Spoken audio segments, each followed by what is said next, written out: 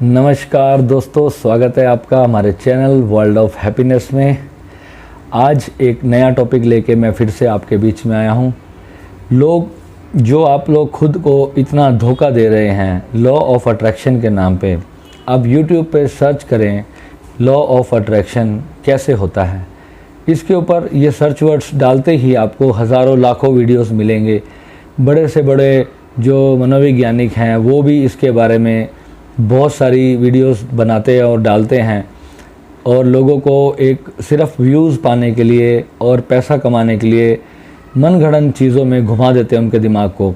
और लोग भी उनको इस बिना सोचे समझे अपना टाइम वेस्ट करते हैं और उनको फॉलो करने लगते हैं और सोचते हैं कि लॉ ऑफ अट्रैक्शन के अंदर जो है अगर हम वैसे सोचेंगे और लिखेंगे और वो सारी चीज़ें जो है हमारे को मिलनी शुरू हो जाएंगी। लॉ ऑफ अट्रैक्शन दोस्तों, आज पहले बात करते हैं है क्या एक्चुअली। हमारा जो ये मस्तिष्क है, पूरा ये ब्रह्मांड है जो एक एनर्जी से बना है, ऊर्जा से बना है। ये तो लॉ ऑफ अट्रैक्शन को सुनने वाले जो हैं सभी लोग जानते हैं। और हमारा जो माइंड है वो एनर्जी को रेडिएट करता रहता है निरंतर, दिन रात 24 घंटे जो हमारा माइंड है वो एनर्जी को बाहर की ओर रेडिएट करता है। जो भी हम लोग सोचते हैं अपने जीवन के अंदर, हमारा माइंड एक एनर्जी जो है इस कॉस्मिक वर्ल्ड को सेंड करता है।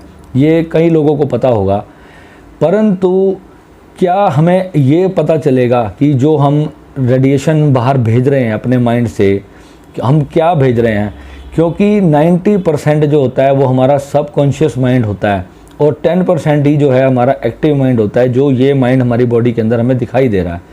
सबकॉन्शियस माइंड जो होता है, अवचेतन मन उसको बोलते हैं, वो भी उसके बारे में भी बहुत सारे लोग अपनी टिप्पणियां करते रहते हैं और उसके बारे में बहुत सारी बुक्स भी पढ़ते हैं। नेट पे, गूगल पे भी बहुत सारी जानकारियां सबकॉन्शियस माइंड के बारे में भी बड़े बड़े वीडियोस मैंने देखे हैं और इतने इतने दावे लोगों के हैं।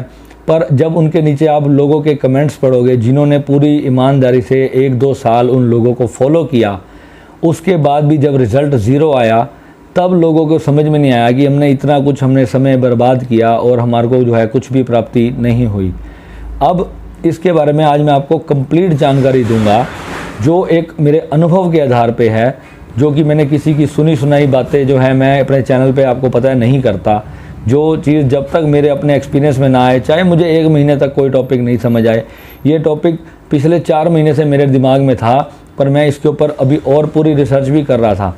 पर जो अभी मेरी पुरानी रिसर्च है मैं उसके ऊपर ये वीडियो बना रहा हूँ। जो चीज़ें मैंने अपनी लाइफ में क्रिएट की हैं वो इतनी इम्पॉसिबल चीज़ें थी, जो कि अगर मैं अपनी औकात को देखूँ, कि मैं अपने लेवल को देखूँ कि मैं जहाँ खड़ा था और वहाँ से जो है मैंने उन चीज़ों को जब अपनी लाइफ में क्रिएट करना शुरू किया तो एक असंभव सी बात होगी। अगर मैं उस समय अपने पेरेंट्स को भी कहता था कि हाँ मम्मी पापा मैं देखो ना ये करके दिखाऊँगा आपको एक दिन, तो मेरे घर वाले भी कहते थे ये तो इम्पॉसिबल है, तू सारी उम्र लगा रहा है तब भी तेरे से नहीं होना। मेरे फ्रेंड्स भी उसके बारे में मुझे यही कहते थे कि ये जो चीज़ है आप कभी भी क्रिएट नहीं कर पाओगे। मेरी पास 10 रुपये भी मेरी जेब में नहीं थे और लॉ ऑफ अट्रैक्शन के बारे में मैंने पढ़ना समझना शुरू किया। मेरे गुरुदेव ने भी मुझे इसके बारे में बहुत अच्छा ज्ञान दिया और सबकॉन्शियस माइंड को कैसे क्लीन करना है उसके बारे में भी बहुत सारी नॉलेज मुझे प्राप्त हुई। और उसके बाद मैंने उसको सब कुछ जो है अपने मेडिटेशन के अंदर वो प्रयोग करने शुरू किए। वो सारे प्रयोग जो है मैं अपने ऑनलाइन कैंप्स में भी करवाता हूँ। अगर आप लोग भी उस लेवल में जाना चाहते हैं तो आप, मेरा नंबर नीचे फ्लैशबैक चल रहा होगा, तो आप जो है उस नंबर पे मुझे व्हाट्सएप कर सकते हैं और कोर्सेज़ के बारे में, फ़ीस वगैरह, चार्जेस की सभी जानकारी जो है आपको मैं दे दूँगा। बहुत ही बड़ा रिज़ल्ट आपको मिलेगा, क्योंकि लॉ ऑफ अट्रैक्शन जो है, आज का वीडियो थोड़ा मैं लंबा भी करने वाला हूँ, बिकॉज़ ये एक टॉपिक ही ऐसा है कि जो है कि अगर मैंने आपको 2-4 मिनट में अगर इसके बारे में बता दूँ तो दोस्तों समझ नहीं आएगा। आज के ये 20-25 मिनट जो हैं आपकी पूरी लाइफ को बदल सकते हैं। तो इसलिए जो है इस वीडियो को पूरा अंत तक देखना, इस वीडियो को मिस मत करना अगर सच में कुछ जीवन में कुछ प्राप्त करना चाहते हो आप। तो दोस्तों आज हम सबसे पहले बात करते हैं लॉ ऑफ अट्रैक्शन के लिए सबसे पहला इंस्ट्रूमेंट क्या है। सबसे पहला इंस्ट्रूमेंट हमारा जो है हमारा माइंड है। माइंड का काम है एनर्जी को रेडिएट करना, जो कि एक वेव्स जो होती हैं, वही वेव्स हैं जिससे ये पूरा ब्रह्मांड बना है। ये जो वेव्स हैं, हम अगर कुछ सोचते हैं, सपोज़ करो कि हम पहले हमने आँखों से हमने एक गाड़ी देखी, रोड पे एक बहुत अच्छी गाड़ी जा रही है और हमने उस गाड़ी को देखा और हमारा मन किया काश ये गाड़ी मेरे पास हो, हम सपने बुनने लगे। ठीक है, तो अगर हमने वो सपना अपने मन के अंदर भर लिया, आँखों का काम है एक स्कैन करके उसको कोई भी चीज़ हमने प्राप्त करने की इच्छा जागृत की, तो आँखों ने तत्काल उसकी एक इमेज क्लिक करके हमारे मन में भेज दी। हमारे मन के अंदर अब वो इमेज जो है स्टोर हो गई।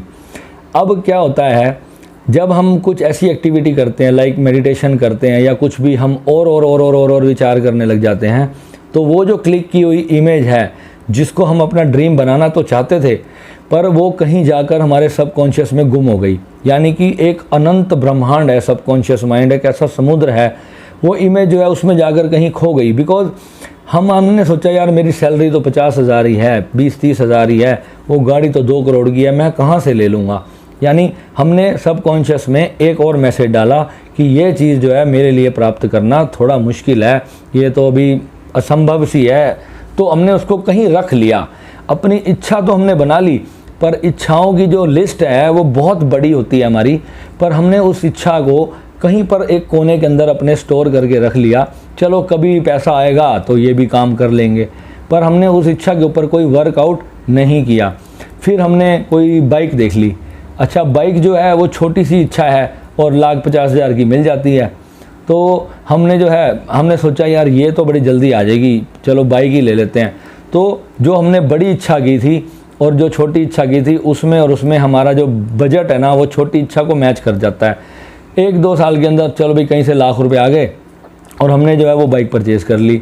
अब जो हमने पहले इच्छा की थी वो वहीं की वहीं कहीं खो गई, दब गई, मर गई। तो धीरे धीरे करते करते ऐसे ही हमारी 30-40-50 साल की उम्र हो जाती है और जो है वो इच्छाएं हमारी पड़ी रह जाती हैं और बुढ़ापे में सोचते हैं यार हमने तो लाइफ में कुछ किया ही नहीं। फिर हम बच्चों से एक्सपेक्ट करने लग जाते हैं, चलो यार बच्चे ही कर लें, फिर उनको हम मारेंगे पिटेंगे, कुछ बन जाओ, कुछ कर लो, क्योंकि हमारी जो इच्छा पूरी नहीं हुई हम चाहते हैं चलो बच्चों की तो पूरी हो जाए, जबकि बच्चा कुछ अपनी अलग इच्छा डेवलप कर रहा है। वो हो सकता है उसको बहुत बड़े घर की इच्छा हो या वर्ल्ड टूर की इच्छा हो, या किसी ने चांद पर प्लॉट लिया, सुशांत सिंह राजपूत ने, मैंने सुना था अभी, ये चांद पर प्लॉट लिया।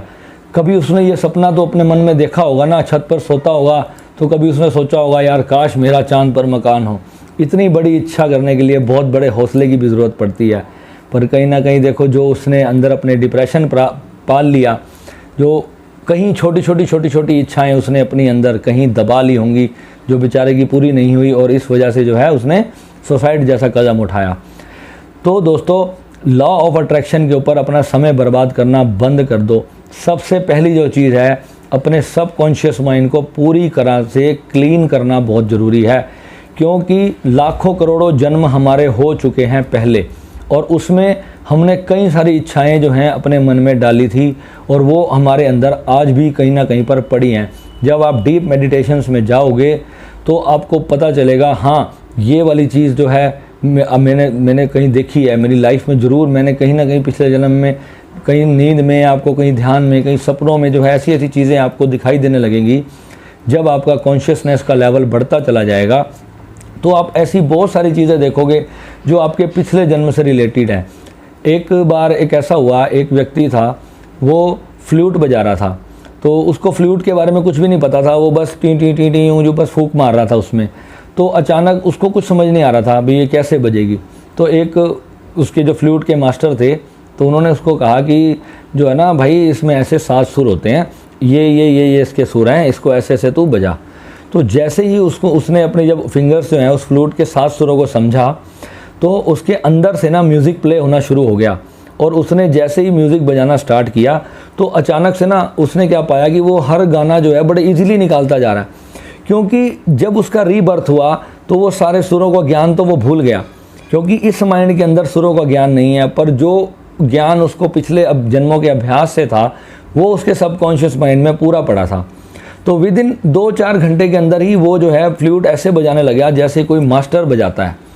तो ऐसी बहुत सारी चीज़ें होती हैं। कई बंदे कार चलाना सीखते हैं पिछले जन्म से, जैसे छोटे छोटे बच्चे होते हैं ना, बैठते ही उनको बस थोड़ा सा स्टीयरिंग और रेस ब्रेक का समझा दो और बस वो गाड़ी चलाना स्टार्ट कर देते हैं। तो ये सारी चीज़ें जो है ना हमारे पास्ट लाइफ से रिलेटेड होती हैं। तो ये जो चीज़ें हैं हमारे अंदर सबकॉन्शियस माइंड में स्टोर्ड हैं। अगर हमारे सबकॉन्शियस माइंड में अगर ये चीज़ बैठी हुई है कि मैं इस चीज़ को प्राप्त नहीं कर सकता और मेरा वो लेवल नहीं है, तो हम ऊपर से कितना भी हम गोल्डन बुक्स लिखते रहें, कितना भी हम जो है रात को बुक्स खाली करते रहें, किताबें भरते रहें कि मैं बहुत बड़े वर्ल्ड टूर पर निकला हुआ हूँ, मेरे बैंक में 2 करोड़ रुपए बैलेंस है और मेरा बहुत बड़ा घर है, जो कुछ भी हम सबकॉन्शियस लॉ ऑफ अट्रैक्शन के हिसाब से जो बड़े बड़े एक्सपर्ट्स बताते हैं और हम वो करते रहेंगे, तो कुछ भी हमें प्राप्त नहीं होगा जब तक हमारा सबकॉन्शियस ये नहीं कहेगा कि यस, इस चीज़ के लिए मैं बना हूँ और ये चीज़ होनी ही है मेरी लाइफ के अंदर। जब तक आपका कॉन्फिडेंस 1000% पास अप नहीं होगा कि आपको ये लगेगा कि यस, मैं हूँ ही इसलिए बना, तभी जाकर जो है आप वो चीज़ प्राप्त कर सकते हैं। और अब आते हैं हम सेकंड बात के ऊपर। सेकंड चीज़ ये है कि कई लोग, मैंने जो फॉरेनर्स देखे हैं जो लॉ ऑफ अट्रैक्शन के बारे में बहुत ज़्यादा नॉलेज रखते हैं, वो लोग भी क्या करते हैं, बैठ के सिर्फ हर चीज़ को इमेजिन करते रहते हैं कि हाँ मैं BMW चला रहा हूँ, मैं ऑडी चला रहा हूँ, मैं जैगवार चला रहा हूँ, बहुत बड़ी बड़ी बुगाटी जैसी गाड़ियाँ जो हैं वो इमेजिन करते रहते हैं और वो सोचते हैं कि ये चीज़ मेरी लाइफ में आ जाएगी। और 1-2 साल सब कुछ करने के बाद जब रिज़ल्ट आता है ज़ीरो, तो बहुत रोते हैं बेचारे कि यार क्या हुआ। कई लोगों से मैंने बात करी, मेरा एक दोस्त था ब्राज़ील में, मैंने उससे पूछा कि तू क्या करता रहता है सारा दिन। वो कहता है कि यार मैं तो बस लॉ ऑफ अट्रैक्शन के ऊपर वर्कआउट कर रहा हूँ, मेरी बहुत बड़ी रिसर्च है और जो है अब मुझे सब कुछ मिलने वाला है। जब उसने मुझे ये बात कही ना कि अब मुझे सब कुछ मिलने वाला है, मैंने कहा अब यानी कब, तो उसके पास कोई आंसर नहीं था। मैंने कहा भाई तू कह रहा है कि अब मुझे सब कुछ मिलने वाला है, कब, कौन सी डेट को, कितने बजे, कौन से सन में तुझे मिलने वाला है? तो उसने कहा यार ये तो मैंने कभी अपनी बुक में लिखा ही नहीं। तो मैंने कहा यहीं पर तो सबसे बड़ी गलती तूने की है, बिकॉज तू कह रहा है कि अब मुझे सब कुछ मिलने वाला है, यानी जब कल का दिन आएगा तो कल भी तेरे माइंड में यही होगा कि अब मुझे सब कुछ मिलने वाला है। जबकि होना क्या चाहिए कि कल मुझे ये चीज़ मिलेगी, कल मुझे ये चीज़ मिलेगी। जब ये माइंड में होगा तब हम सही जो है लॉ ऑफ अट्रैक्शन के हिसाब से हम सोच रहे हैं। और उससे भी ज़्यादा अगर आपको पावर देनी है तो ये बोलना है कि ये चीज़ तो मेरे पास आ चुकी, बस लेना जाना बाकी है। जब इतना हम उसको पॉजिटिविटी के साथ हम चीज़ को देखेंगे तब जो है, और उस चीज़ को प्राप्त करने के लिए हमारे अंदर जुनून पैदा होगा। सेकंड पॉइंट हो गया। अब आते हैं थर्ड पॉइंट पे, क्योंकि सेकंड पॉइंट भी पर्याप्त नहीं है। थर्ड पॉइंट क्या है, सपोज़ करो कि हमने BMW कार का सपना देख लिया, तो क्या भाई अगर हम 20-25 हज़ार रुपये की जॉब कर रहे हैं तो क्या हम कल ही BMW खरीद सकते हैं? आप बताओ। शायद सबके मन में होगा नहीं, शायद क्या पक्का ही नहीं होगा, बिकॉज आप 25 हज़ार रुपये की जॉब कर रहे हो और आप 1 करोड़ की गाड़ी के लिए कैसे कह दोगे कि कल ही मैं ले लूँगा? क्योंकि उसके लिए पहले आपको कम से कम 2-2.5 लाख रुपए की सैलरी चाहिए। लोन के लिए आपको जो है प्रॉपर पेपर्स चाहिए, आपका सिविल स्कोर बहुत अच्छा होना चाहिए, आपका बैकग्राउंड अच्छा होना चाहिए, आपकी ITR प्रॉपर फाइल्ड होगी, तब आपको जो है गाड़ी के लिए ईजिली लोन मिलेगा। 2 करोड़ की गाड़ी या 1.5 करोड़ की गाड़ी आप इंस्टेंटली कैश में तो जाके उठा नहीं लाओगे। बड़े बड़े बिजनेसमैन भी सोचते हैं कि कैश में तो इतनी बड़ी गाड़ी हम नहीं उठा सकते। तो लोन के लिए भी आपको जो है लोन भरने की आपकी कैपेसिटी होनी चाहिए। तो वो जो पूरा ट्रैक आपको बनाना पड़ेगा उसके लिए। पहले थर्ड स्टेप की मैं बात कर रहा हूँ।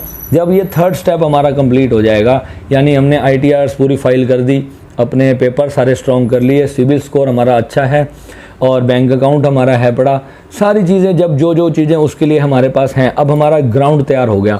अब हमारे को इनकम चाहिए। इनकम कितनी चाहिए? सपोज़ हमने BMW गाड़ी के लिए 50 हज़ार रुपये हमने EMI रखनी है पर मंथ की, तो एटलीस्ट कम से कम 1.5-2 लाख रुपए हमारा घर का भी खर्चा होगा। अगर हम 50 हज़ार रुपये की गाड़ी सोच रहे हैं, 50-60 हज़ार रुपये की हमारी ITR भी जाएगी, इंश्योरेंस भी जाएंगे, हेल्थ क्लेम भी जाएंगे, बहुत कुछ हमें भरना पड़ेगा। यानी कि 3-4 लाख रुपए की इनकम हमें चाहिए अगर हम 2 करोड़ की गाड़ी अपनी लाइफ में इमेजिन करते हैं। तो उसके लिए अगर हम 50 हज़ार रुपये की EMI के लिए, जब तक कोई प्लान हमारे पास नहीं होगा, पर हम गोल्डन बुक्स में लिखते जा रहे हैं, मेरे पास BMW, मेरे पास ऑडी, मेरे पास फलाना, मेरे पास ढिमकाना, कोई हवाई जहाज सोचता है, तो भाई ऐसे कुछ भी नहीं होने वाला। छोटी गाड़ी सोच लो, जितनी तुम्हारी औकात है उसी हिसाब से सोच लो। छोटी बाइक सोच लो। पहले कम से कम उस लेवल पे तो आओ कि कम से कम आप 50 हज़ार रुपये का गवर्नमेंट आपको लोन भी दे दे, या 5-10-20 लाख का आपको लोन भी दे दे। जब तक आपके वो चीज़ें ही नहीं है ग्राउंड ही नहीं है और बड़ी बड़ी चीज़ें इमेजिन करके बैठे हुए हैं। अच्छा, फिर एक चीज़ लिखते हैं, फिर अगले दिन जो है दूसरी चीज़ लिखते हैं। एक लड़के का उस दिन मेरे पास व्हाट्सअप आया, कहता है भैया मेरी शादी नहीं हो रही, मैं क्या करूं, मैं बड़े दिनों से गोल्डन बुक में लिख रहा हूं। शिवयोगी भाई है अपना। तो मैंने कहा भाई एक बात बता, तू मुझे बोल रहा है कि मेरी शादी नहीं हो रही, पहली चीज़ ही तूने यही बोल दी कि मेरी शादी नहीं हो रही, तो बता मैं कैसे कराऊंगा। पहले तो अपने मन को ही लेके पॉजिटिव नहीं है, तेरा मन ही अपने आप अंदर से नेगेटिव है।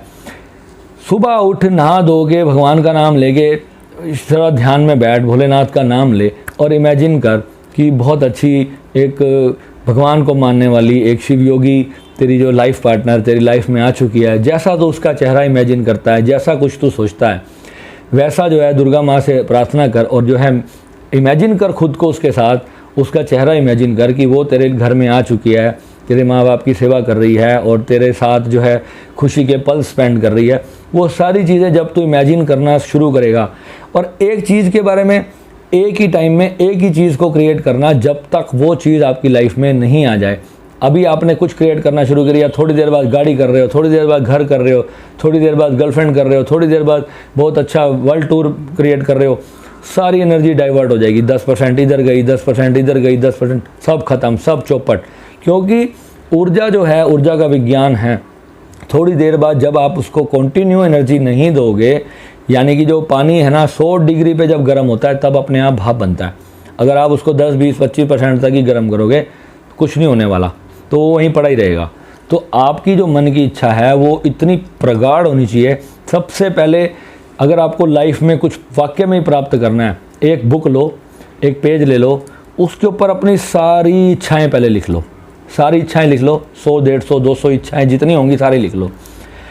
अब उसमें देखो अफोर्डेबल इच्छाएं और नॉन अफोर्डेबल इच्छाएं, दोनों में से कौन कौन सी चीज़ें जो हैं आप अभी अफोर्ड कर सकते हो और कौन कौन सी इच्छाएं हैं जो अभी आपके बजट से बाहर हैं। तो जो अफोर्डेबल है ना, उनको तो एक कागज़ पे लिख के फाड़ के फेंक दो, वो तो मुझे पूरी ही नहीं करनी, ये तो मैं जब मर्जी कर लूँगा। अब जो नॉन अफोर्डेबल इच्छाएँ हैं उसके अंदर आप सपोज़ करो आपने 50 नॉन अफोर्डेबल इच्छाएँ अपनी लिख ली। अब नॉन अफोर्डेबल इच्छाओं का जो आप देखो इसमें कौन कौन सी चीज़ें ऐसी हैं जो वाकई में यार मुझे करनी है लाइफ में, अगर ये नहीं किया ना तो यार ज़िंदगी साली जी ही नहीं। वो कुछ 5 इच्छाएं जो होंगी उसमें से जो है वो एक अलग पेज पे आप लिख लो कि यार ये पहले करनी है। अब बाकियों को ना फाड़ के फेंक दो, ये मुझे चाहिए ही नहीं अपनी लाइफ के अंदर। अब उसके बारे में नहीं दिमाग लगाना, ये सोचना नहीं है कि अब मुझे वो भी करनी है। जो आपने अभी 5 इच्छाएँ लिखी हैं सिर्फ उसी पर पूरा ध्यान हम अभी देंगे। अब 5 इच्छाओं में से अब आप एक उठा लो जो बस मुझे अभी चाहिए और आज की डेट के अंदर चाहिए।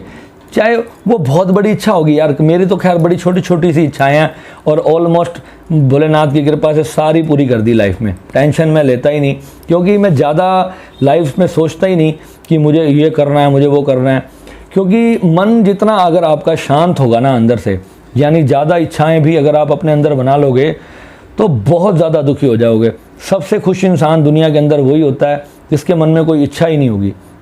क्योंकि ना जब ज़्यादा इच्छाएं हमारे मन के अंदर होंगी तो क्या होगा यार, पूरी सभी तो पूरी होती नहीं इस दुनिया के अंदर। इच्छा रहित मन जब आपके पास आ गया, वो सबसे टॉप इच्छा, मेरे बाबा जी कहते हैं, ओशो भी यही बात समझाते हैं, जब इच्छा रहित आपका मन हो जाएगा, बुद्ध ने यही बात कही, तो जो है आपको सब मिल गया। उसके बाद तो फिर कुछ प्राप्त करने की ज़रूरत ही नहीं है। पर फिर भी बहुत से भाई बहन ऐसे होते हैं जो कहते हैं कि सच में यार भाई मुझे ये चीज़ प्राप्त करनी है, मेरे इसका बिना मेरा दिल नहीं लगता। कई बार ईगो हमारी इतनी हार्ड हो जाती है कि उसको प्राप्त किए बिना हमारा दिल ही नहीं लगता। तो जो है इच्छा रहित मन तो खैर बहुत बड़ी लेवल की चीज़ है, उसके ऊपर फिर कभी बात करेंगे। पर अभी जो हमारा टॉपिक था, आपने एक जो मेन इच्छा जो आपको सबसे ज़्यादा परेशान करती है, आप उसको आपने लिख लिया। अब उसके बारे में जो है ना अब सोचना शुरू करो कि ये चीज़ मेरी पूरी हो रही है, ये चीज़ मेरी पूरी हो चुकी है। सपोज़ करो आपने BMW गाड़ी के लिए ही इच्छा की, पर अब आप सोचो कि आपकी 20-25 हज़ार सैलरी है, BMW आ जाएगी? नहीं आएगी। थोड़ी पहले बड़ी गाड़ी क्रेटा इमेजिन कर लो, या इको स्पोर्ट्स इमेजिन कर लो, या थोड़ी और फॉर्चूनर तक पहुंच जाओ। थोड़ी इच्छा करके थोड़ा बड़ा लेवल बढ़ाओ, धीरे धीरे स्टेप बाय स्टेप। जब वहाँ तक आपका सिस्टम बन जाएगा फिर थोड़ा और बड़ा सोचना।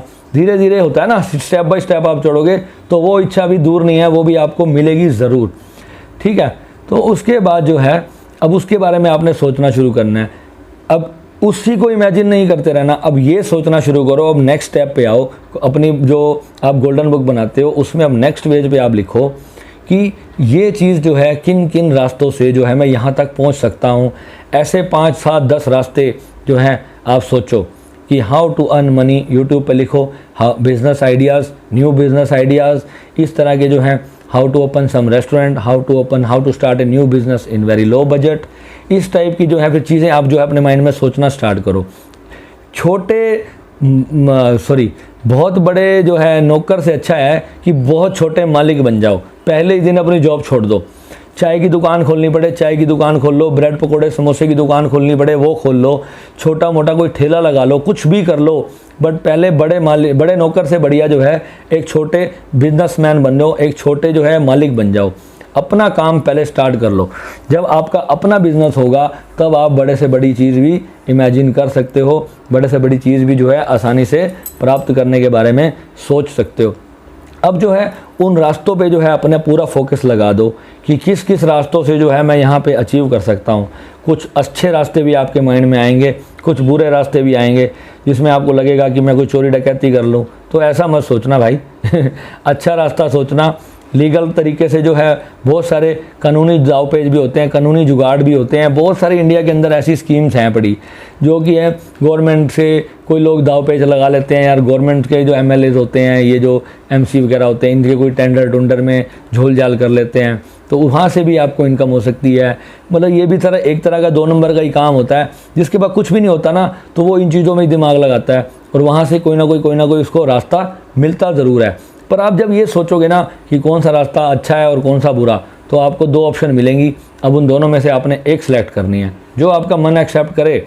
हाँ, और आपकी जो सर्कमस्टांसिस है कि यस मेरी मजबूरी है यार, मुझे इसको प्राप्त करना ही है और इसके लिए मैं बनाऊँ और एनी कॉस्ट मुझे इसको प्राप्त करना है, ठीक है। तो जो है आप उस रास्ते को जो है अपनी लाइफ के अंदर अपना लो और उसके ऊपर अपना वर्कआउट करो। तन मन धन से दिन और रात उसी के बारे में सोचना है। सुबह शाम दोपहर रात बस वही एक इच्छा के बारे में सोचना है। तीसरी चीज़ या दूसरी चीज़ आपने नहीं सोचनी। मैं आपको दावे के साथ लिख के कहता हूँ, धीरे धीरे वो जो रास्ता है वो आपको अपने ऊपर खींच भी लेगा और जो है आप उस पर दौड़ना शुरू करोगे। फिर उसके बाद जो है अब आपने ये सोचना है कि मुझे वो काम कब करना है, कौन से सन में करना है, कौन से ईयर में करना है, किस